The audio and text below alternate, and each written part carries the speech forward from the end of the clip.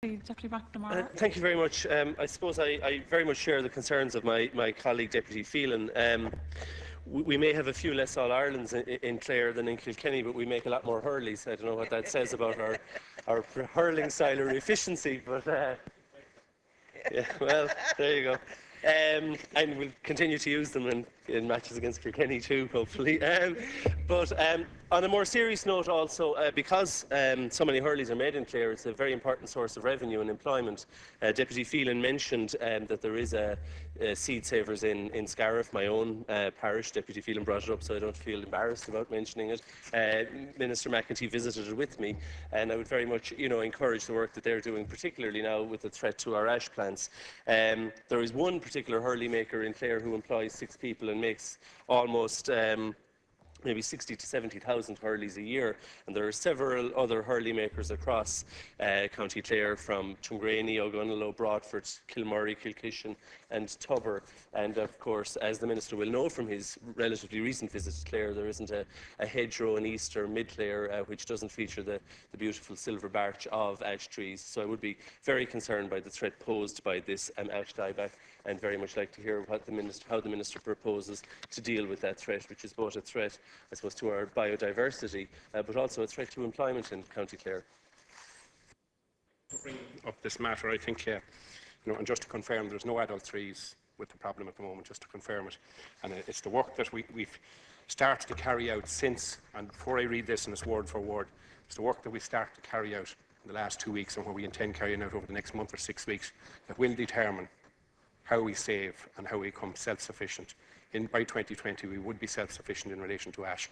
We have a lot of hard work, general public, the NRA, people running AOS schemes, the REP schemes, and IFA are very, very important to this. But most importantly is the cooperation that's taken place between my department and the department of Michelle O'Neill, the Sinn Féin Minister for Agriculture, because the plant issue is to be dealt with on both on the island. It's dealt with one, and whatever we both do, we do it together, and we've given a commitment to that.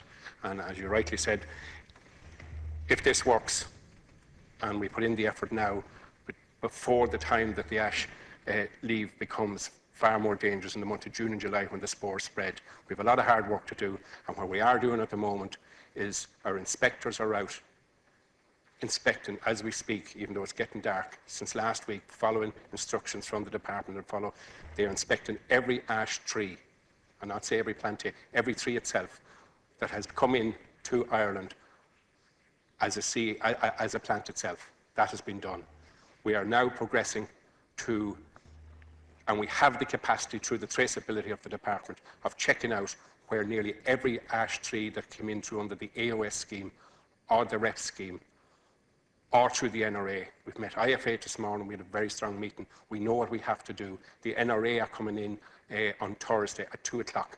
They are bringing in their facts in relation to what plantations, and we will work on that. And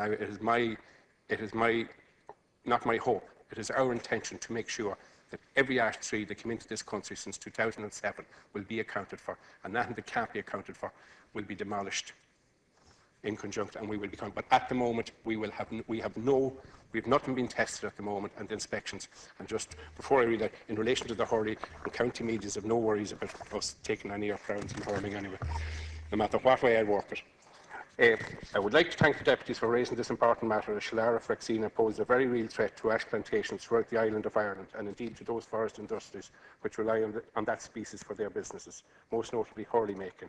With 3% of the national estate under ash and 10% of all new planting made up of these species, my department and I took swift action to address this threat.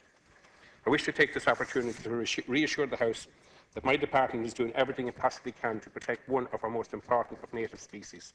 Shilara Fraxina, also known as ash dieback disease, has spread rapidly across much of Europe, with the majority of European countries where ash is present now reporting dieback. Since 2008, my department's forestry inspectorate staff has been carrying out surveys to monitor and determine its status in Ireland. Ash plants and ash wood with bark imported from countries where the disease is known to occur represents the most likely source of infection in Ireland. Approximately 200,000 ash plants and approximately 1,600 cubic metres of roundwood ash for hurley manufacture are imported per annum. My department confirmed the finding of the disease at sites in County Leitrim. Galway, Tipperary and Meath, all from one consignment of ash plants. The department has tried by cutting and burning the entire batch last month. We are, of course, aware of the possibility that other consignments of infected material could have made their way into the country, and the department officials are currently carrying out an extensive survey of forests planted with imported ash throughout the country. Legislation was also introduced to deal with the threat of further occurrences of this disease from imported material. On the 26th of October, legal measures were introduced to prohibit importation into Ireland of plant material from ash dieback infected areas. These measures, introduced by ministerial order, took effect immediately. Up to then, a voluntary import moratorium had been in place by the forest nurses. Further legislation, which came into effect on the 6th of November 2012, restricts ash wood movement in Ireland. In relation to supply of ash wood for hurley making, it is estimated that 2,100 cubic metres of ash wood is required per annum. This equates to approximately 360,000 hurleys. Coillte, the Irish State Forestry Board, supplies roughly 400 cubic metres of this material, while the private sector provide 100 metres. The remainder, amounting to 1,600 cubic metres, is imported. In terms of output, hurley making is worth between 6 million and 8 million per annum to the economy. It is clear that the issue of supply is a major concern for hurley makers. In order to help alleviate any potential supply problems, my department have been in contact with Coillte, who agreed to bring forward harvesting schedules for ash. They will also be working with the counterparts in the UK with a view to securing additional supply. In relation to the specific questions regarding the establishment of a DNA database for indigenous ash plants, Ireland has begun a collection of some information on forest genetic resources as part of its National Forestry Service. It is intended that gene conservation strategies and programmes for specific tree species will be further developed. In this regard, a gene conservation strategy for ash has already been put in place.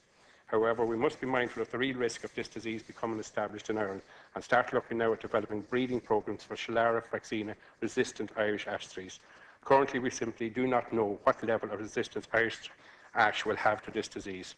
Experience from the countries with the disease suggests that there is some natural resistance in some ash trees, and therefore there is a potential for breeding programmes to improve species resistance. We must think ahead and try to future-proof of our ash plantations from this disease.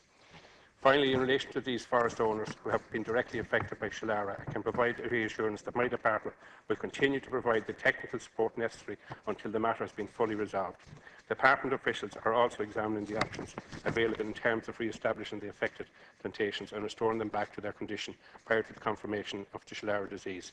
I intend to monitor the position very closely and to take whatever steps and measures are necessary to protect this important species. And just to reiterate what was said, we are now on where every member of the general public is going to be asked to cooperate, and it is our intention within a week to 10 days we will know where every tree that is imported in relation to an ash species is planted, and that is through the help of the farmer community, Minister, your time's up.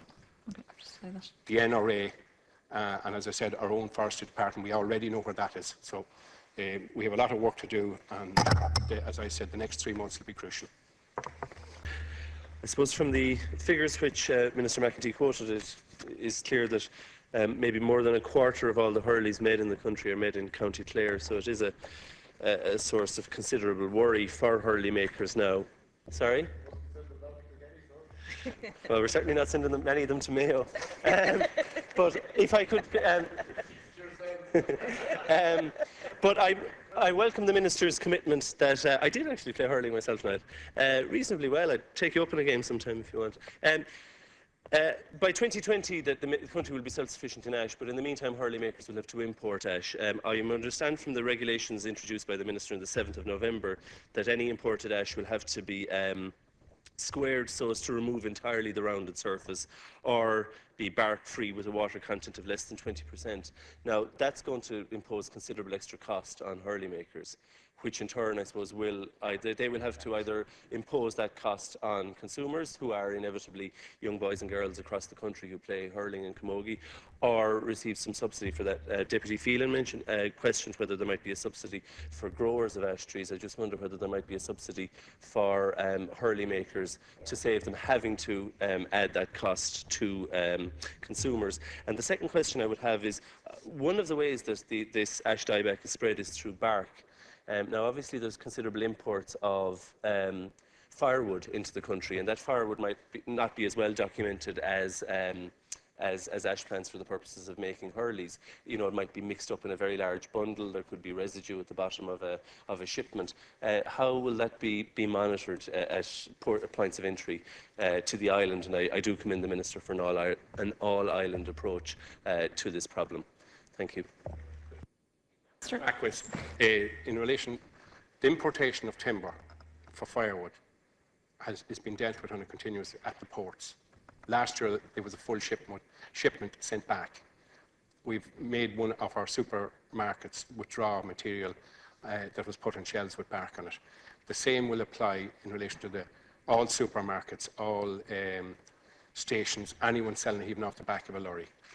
We have the power and we have the manpower to man the ports on it. I have no doubt about that. In relation to compensation, up until now, everything has been done by a voluntary basis on behalf of the farmer, on behalf of the grower, on behalf of the foresters have come in, the people where the plants came in have given a commitment to reimburse a different type of species. We will not be planting ash back in a place that has been infected. There will be, you know, at the moment, there's no such thing as compensation. We will not be wiping out any plantation unnecessary.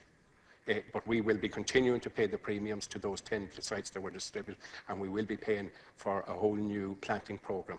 In relation to the hurley makers in the last week, we've had them in last week and we will have them in again. They are becoming under extreme pressure, so Kilkenny might be under pressure and Clare might be under pressure. The movement of ash is coming to a stop, but at the moment we are not talking of compensating anybody, and we're in consultation with the GA as well. So there's no talk of money at this stage, and we don't. If everything works out and everyone plays their bit, there'll be no talk of compensation for next March.